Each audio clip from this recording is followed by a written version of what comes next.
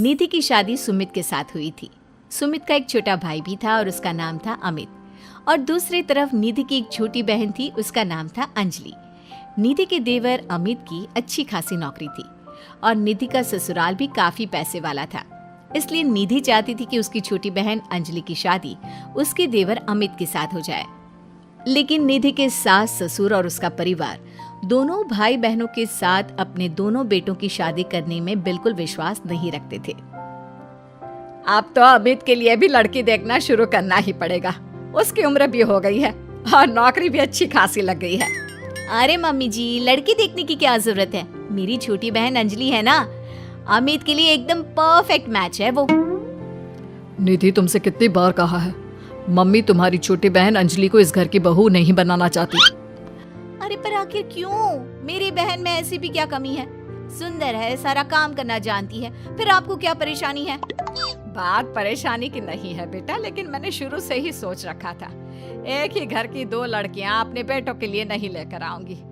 वो क्या है ना, दोनों बहनें देवरानी जेठानी बन जाएंगी तो बस प्रॉब्लम ही प्रॉब्लम आने वाली है। लेकिन निधि इस बात के लिए बिल्कुल तैयार नहीं थी। वो तो किसी भी कीमत पर अमित और अंजलि की शादी करवाना चाहती थी और इसीलिए उसने अपनी बहन अंजलि को अपने ससुराल में बुलाने का प्लान बनाया। कुछ दिनों के बाद सुमित, वो क्या है ना, मम्मी पापा कुछ दिनों के लिए मामा जी के घर पर चले गए हैं और अंजलि घर पर बिल्कुल अकेली है, तो मैंने सोचा उसे यहाँ बुला लेती हूँ। हाँ, क्यों नहीं भाई, तुम्हारी छोटी बहन है, तुम उसे बिल्कुल यहाँ बुला सकती हो। लेकिन सुनो, अमित और उसकी शादी के बारे में कोई बात मत छेड़ना। मम्मी इस बात के लिए कभी तैयार नहीं होगी। अगले दिन अंजलि निधि के ससुराल पहुंच जाती है और निधि के कमरे में। अरे दीदी, तुम्हारा देवर तो बहुत हैंडसम है, लेकिन मेरी तरफ नजर उठाकर भी नहीं देखता।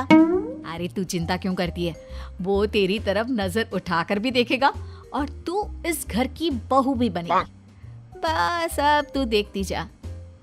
आप कहना क्या चाहती हैं दीदी? यही कि तू किसी न किसी तरह से बहाना करके कुछ दिन इस घर में रुक जा, बस फिर देख मैं क्या करती हूँ। अगर आपने मेरी शादी अमित के साथ करवा दी ना दीदी, तो जिंदगी भर आपकी सेवा करूंगी। मुझे तो वो आपकी शादी के बाद से ही बहुत पसंद है। अरे मेरी प्यारी बहना, तेरे दिल की खबर तो मुझे कब से लग गई थी। सब जानती हूँ मैं। बस अब चिंता मत करियो और जैसा मैं कहती हूँ वैसा करती जाओ।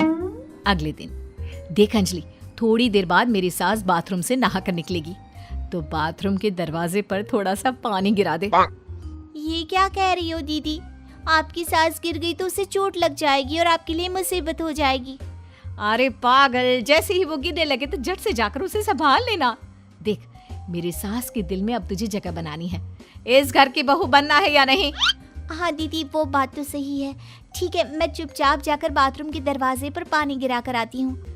कुछ देर बाद सास जैसे ही गिरने लगती है, अंजलि वहां पर पहुंच जाती है। हे भगवान, अभी मैं गिर जाती तो मेरे हाथ पैर टूट जाते। अरे भगवान भला करे, तुमने मेरी जान बचा ली।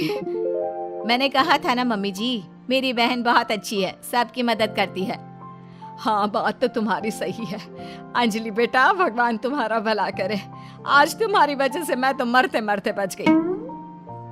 थैंक यू अंजलि, तुमने मम्मी को गिराने से बचा लिया। अरे वाह दीदी, आज तो तुम्हारी ट्रिक काम कर गई। बस अब जैसा मैं कहती हूँ वैसा ही करती जाओ।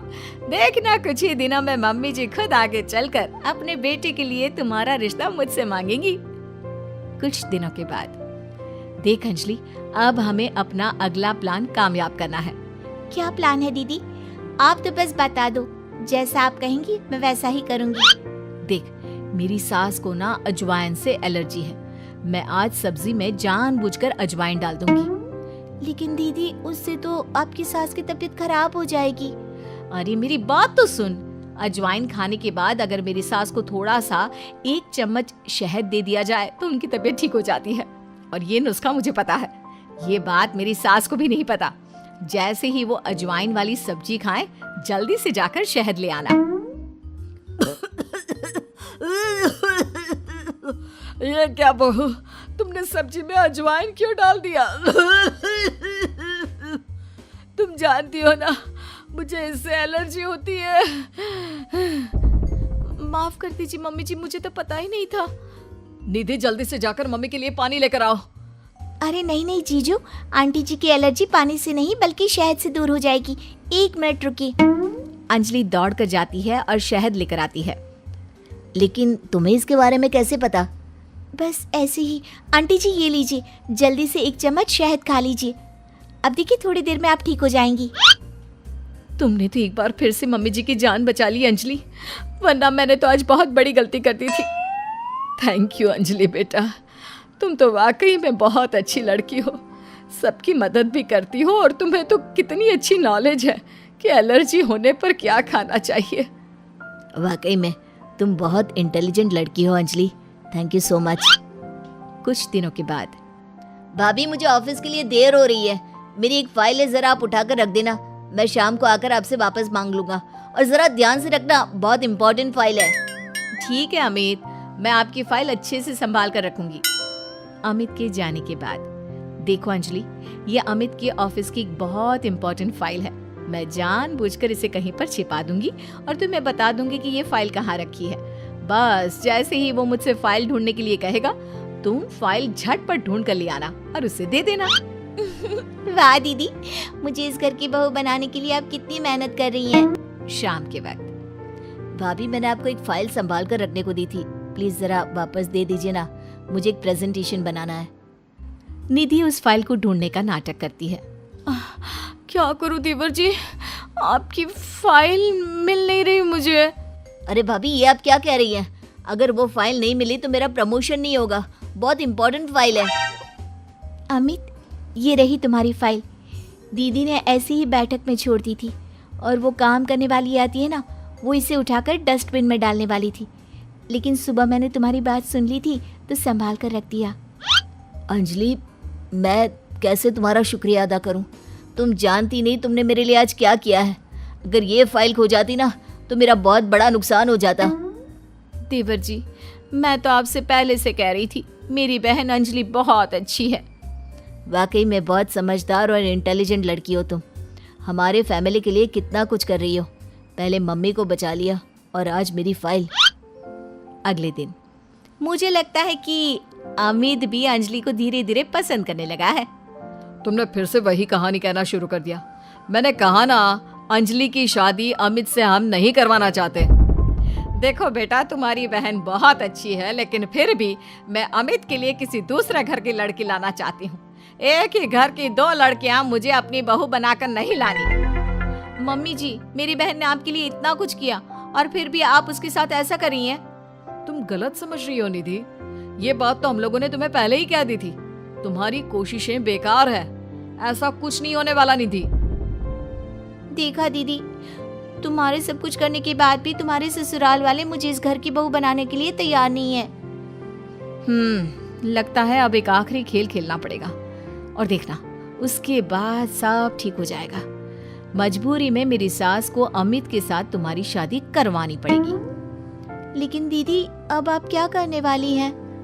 कल रात को जब अमित ऑफिस से देर से लौटेगा तो उसके खाने में बेहोशी की दवा डाल दूंगी। तुम चुपचाप उसके कमरे में उसके बेड पर जाकर लेट जाना, कुछ करने की जरूरत नहीं है, बाकी का सारा काम मैं संभाल लूंगी। निधि और अंजलि मिलकर अमित को फंसाने का प्लान बनाते हैं। दोनों अमित के खाने में बेहोशी की दवाई डाल देते हैं। भाभी बड़े जोरों की भूख लगी है। दीदी तो सो गई है, आपके लिए खाना मैं लगा देती हूँ। हाँ हाँ बिल्कुल, वैसे रात काफी हो गई है, तुम सोई क्यों नहीं? मैं तुम्हारा इंतजार कर रही थी, सोचा तुम ऑफिस से लौट कर आओगी, खाना कौन देगा, बस इसीलिए। तुम कितनी अच्छी हो अंजलि, सबका कितना ख्याल रखती हो। थोड़ी देर के बाद खाना खाकर अमित गहरी नींद में सो जाता है और अपने प्लान के हिसाब से अंजलि उसके पास जाकर लेट जाती है।